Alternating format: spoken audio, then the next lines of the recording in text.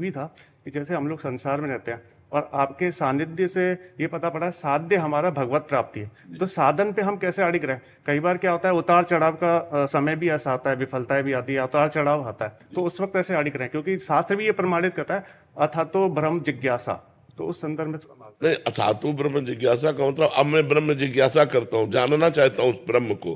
तो ब्रह्म को जानने के लिए ब्रह्म है सम और संसार है विषम। तो जब संसार को लक्ष्य बनाओगे तो हानि लाभ जय पराजय सुख दुख मान अपमान निंदा स्तुति ये मिलेगी। तो आप दुखी होंगे, सुखी होंगे, हर्षित होंगे, शोकित होंगे। मान मिला हर्षित हो गए, अपमान मिला शोकित हो गए, जय हुई सुखी हो गए, पराजय हुई दुखी हो गए। और यदि आप ब्रह्म की वृत्ति धारण किए तो ब्रह्म है सम। आप सुख में भी सम और दुख में भी सम, क्योंकि आपको दोनों को पता है दोनों ये नाशवान है, सुख भी नाशवान है और दुख भी नाशवान है। यहाँ की जय भी पराजय है और पराजय भी जय है, इनका कोई अर्थ नहीं है। आप चाहे जितने बड़े पदाधिकारी हो, शरीर छूटा फिर क्या है? जब शरीर ही छूट गया तो आपकी सब विद्या गई और सब पद गया, सब धन दौलत गई, सब मकान मित्र परिवार अधिकार सब चला गया, तो मिथ्या ही तो है। एक बार महाराज जनक जी शैया में सोए हुए थे, तो उन्होंने स्वप्न में देखा कि वो बहुत गरीब हो गए, भूख के मारे व्याकुल हो गए। किसी तरह उन्होंने कुछ दाल चावल मांगे और उसे मिट्टी की हाड़ी में पका रहे थे। वो पकने वाली ही थी कि दो सांड लड़ते हुए आए और वो सब खिचड़ी नष्ट हो गई। और वो ऐसे व्याकुल हुए, पूछो जो ही व्याकुलता हुई इसमें आंख खुली तो देखा राजा का वैभव। उनका ये सत्य कि वो सत्य। सभा में आए बड़े बड़े विद्वान बैठते थे, उनसे पूछा ये सत्य कि वो सत्य। अब ये और वो का तात्पर्य कोई जाने तो उसका निर्णय करे। उनका भाव था ये सत्य जो देख रहा हूं या जो स्वप्न में देखा वो सत्य।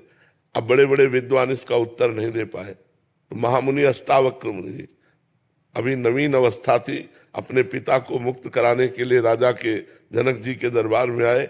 सबने हंसी की।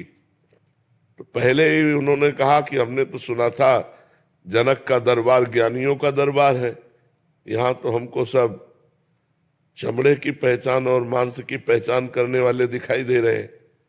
तो उन्होंने कहा कि ऐसा आप कैसे कह सकते हैं? विद्वानों ने कहा। तो बोले हंसे क्यों आप लोग? तो बोले आप 8 जगह से टेढ़े। तो बोले हाँ, हमारे स्वरूप को देखा क्या? हमारे शरीर को देखा तो शरीर में क्या है? चाम हड्डी मांस।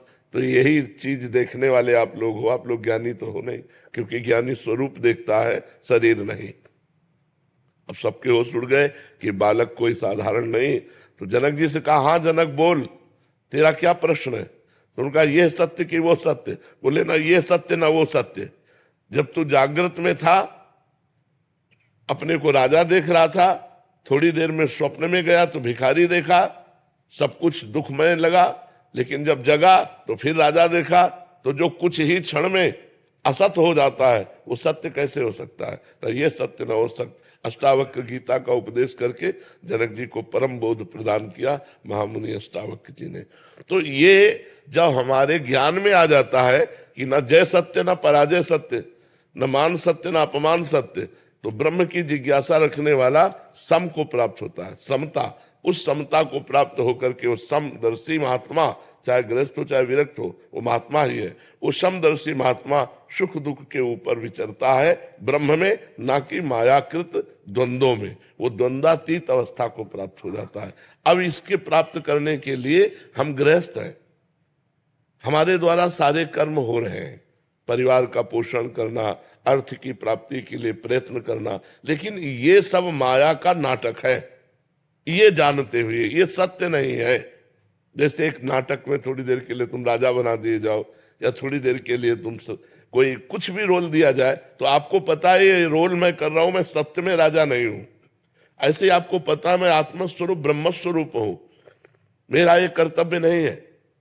ये जो कर्तव्य हो रहा है मायाकृत है, 3 गुणों के अंतर्गत है, इसलिए वो कर्तव्य करता हुआ भी ज्ञानी अकर्ता रहता है। वो सुख दुख के बीच में रहता हुआ भी वो सुख दुख का भोगता नहीं रहता। पर ये बात केवल प्रवचन से समझ में नहीं आएगी, साधना करनी पड़ेगी। लोक परलोक के समस्त भोगों से वैराग्य, सत असत का विवेक, इंद्रियों का दमन, मन का दमन, तितिक्षा, सहनशील, श्रद्धा, शास्त्र और गुरु के वचनों पर दृढ़ विश्वास, मुमुक्षुता, मैं मुक्त होना चाहता हूं, तब ये ज्ञान टिकता है। जब कठोर नियमों के द्वारा निरंतर ब्रह्माकार वृत्ति संसार के समस्त कार्य करते हुए, अब आप सोचो, अपने लोग तो इतना कार्य नहीं जितना राजा जनक जी को कार्य, राजा को कार्य होता है ना। कोई सोचे कि ज्ञानी महापुरुष क्रिया रहित है बाहर से, तो ऐसा नहीं, वो क्रिया प्राण होते हुए भी कर्ता भाव रहित है। कोई सोचे भक्ति कैसे हो सकती गृहस्थी में। अम्बरीश जी चक्रवर्ती सम्राट महाभागवत, राजा जनक जी परम ज्ञानी, दोनों, एक महाभक्ति में और एक ज्ञानी में, दोनों चक्रवर्ती सम्राट राजा होते हुए भी अपने कार्य को कर रहे हैं। इसका मतलब है क्रियाएं गुणानुगुण वर्तनते मनुष्या पार्थ सर्वसा, क्रियाएं मायाकृत है और मैं उसका दृष्टा हूं, मैं करता नहीं हूं। तो कर्ता और भोक्ता भाव रहित महापुरुष ही ज्ञानी होता है, चाहे वो गृहस्थ में हो चाहे वो विरक्त में हो। ये भगवत मार्ग है। इसके लिए जरूरी नहीं कि कपड़ा बदला जाए, इसके लिए जरूरी उद्देश्य बदला जाए, हमारे विचार बदल जाए, हमारा चिंतन बदल जाए। समझ रहे हैं आप? मानसी